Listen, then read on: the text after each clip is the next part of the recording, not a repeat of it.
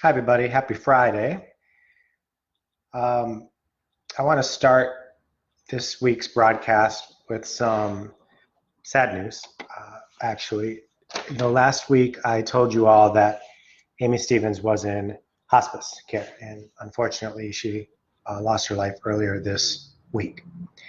I want to extend my condolences to Amy's family, to Donna, and just say again how proud we are of the work that she did on our behalf in taking her case all the way to the United States Supreme Court, the courage that took. So on behalf of Affirmations, on behalf of our board of directors, and on behalf of a very grateful community, we are thinking of you, Donna, and Amy's family, and we thank you very much for the courage it's taken, not only Amy to do what she's done, but really the entire family.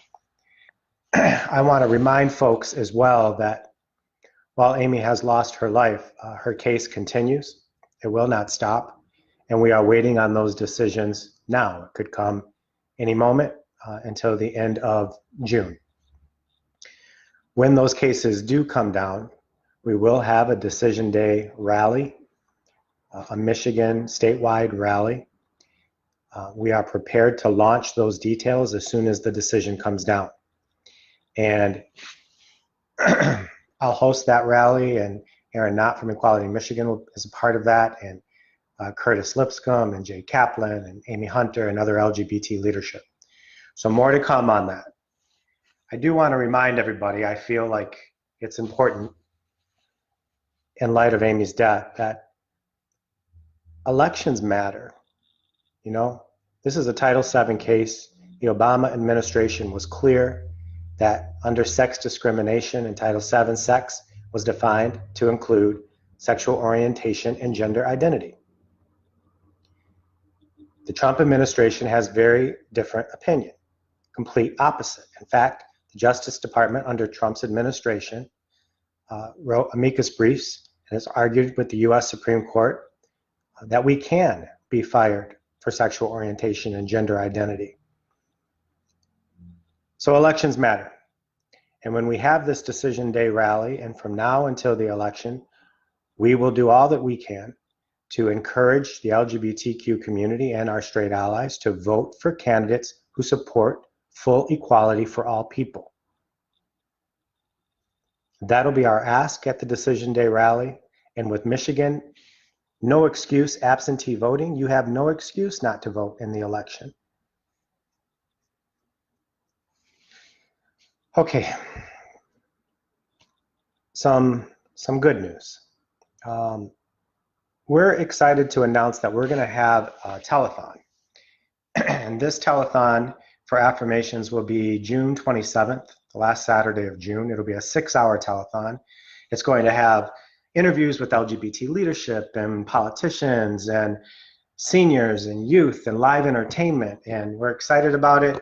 Much more to come on it. We'll be launching a Pride campaign to help support Affirmations throughout the month of June. And the end of that Pride campaign will be this 6-hour telethon.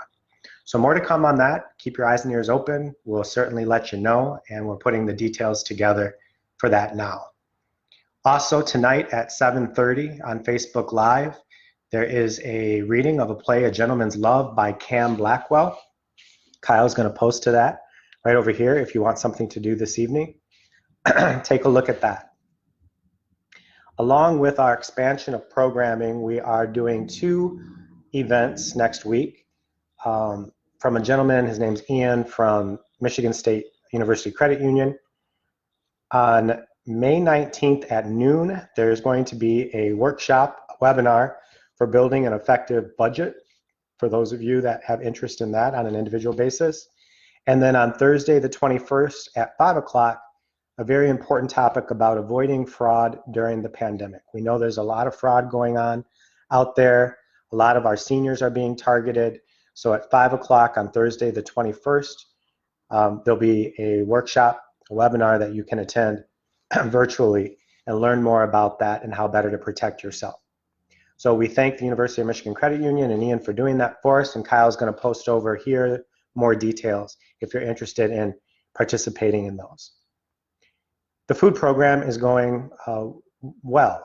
I say, that's a catch-22, right? I mean, more people are in need of food and grocery deliveries. So our numbers continue to go up every week. In fact, this is our second week that right now between 10 and 2 o'clock at Affirmations, anybody can drive up to the back of the building and get a box of food. That's 2 weeks worth of non-perishable goods. In addition to that, Rosie's across the street has given us some hot meals that we'll distribute with those boxes of food for folks today to have a hot meal as well. So we thank Rosie's for that. And we're continuing our grocery services where we deliver directly to people's doors.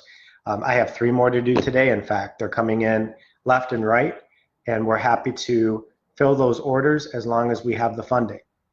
So remember, if you know somebody that is food insecure and has a need, they can come to Affirmations every Friday, 10 to 2.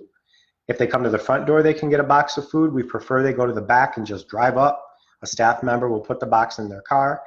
Also, they can get toiletries, shampoos and soaps. They can get condoms and lube if they want that as well. So that's all at Affirmations, Fridays 10 to 2. So it's going on right now if you want to go over there and grab some food. And then if you want perishable goods like fruits and vegetables and meats, be sure to take advantage of our delivery service, and we'll have that delivered directly to your door so long as we can. All right, virtual groups. Our groups continue to be up and running, and they're doing very well. We've added new groups, including a transgender, gender nonconforming support discussion group, LGBT family parents group, meditation groups, and Kyle will post to many of our groups, and of course all the normal groups, the recovery groups, the discussion groups, the support groups, continue to stream virtually and continue to grow into rural areas of our state and region. So I'm excited about that, and they're going really well. Financially, I always want to touch on that. Obviously, it is a challenge for all of us in a worldwide pandemic. But when you consider LGBT community centers across the country, there's over 250 of them, the majority of revenue for any LGBT center, or the vast majority of LGBT centers, of course, is grants. And grants right now are a bit of a wait and see as the economy struggles. Special events like our Black Tie and Spring Bash, which we have moved to Halloween. And if we can't do it on Halloween because we can't get into groups of 500, we will still do a virtual event. Corporate sponsorships to those types of events. Obviously, if we can't have the event, corporate sponsorship goes down. Individual giving, which if you don't have a job, you're not going to give to a charity. And if you're worried about the economy, even if you do have a job, individual giving is affected. At an organization like Affirmations, where we have rental income, that's down. Where we have groups that often pass the hat to help support Affirmations, those groups aren't meeting right now. So on all of these areas, it's a struggle, it's a challenge.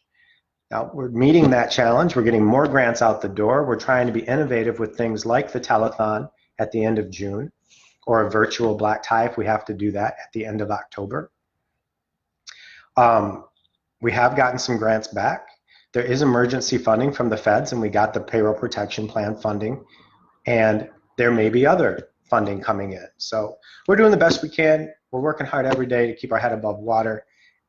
While the building's closed, we have had some facelift projects. I think when you're able to get back to Affirmations, when all of us are able to get back to Affirmations, you're going to love what you see. We're going to put some before and after pictures up either today or Monday to show you some of the work that's being done in Affirmations safely with masks and social distancing and only a couple people there. Really renovating the building and making it look great. So we're excited to show you that when the time comes as well. Remember, there is the website mycovidresponse.org. There's a lot of services that a group of nonprofits have come together with Oakland Community College and University, and they are doing everything from food delivery, if you're having trouble with your energy bills, mental health, anything that you might need, please check out mycovidresponse.org. Kyle's going to post to that as well. Send it out. Let your friends and family know about it. It's a terrific program in our county, and give that a look as well. Okay, those are the highlights. If anybody has any questions over here, please put in questions. We're happy to answer. Kyle, thank you very much for all the work that you're doing, posting this stuff. All right. That's what I've got. Hope everybody has a safe weekend. Again, keep Amy Stevenson's family in your thoughts. And I wish you all well, and we'll see you soon.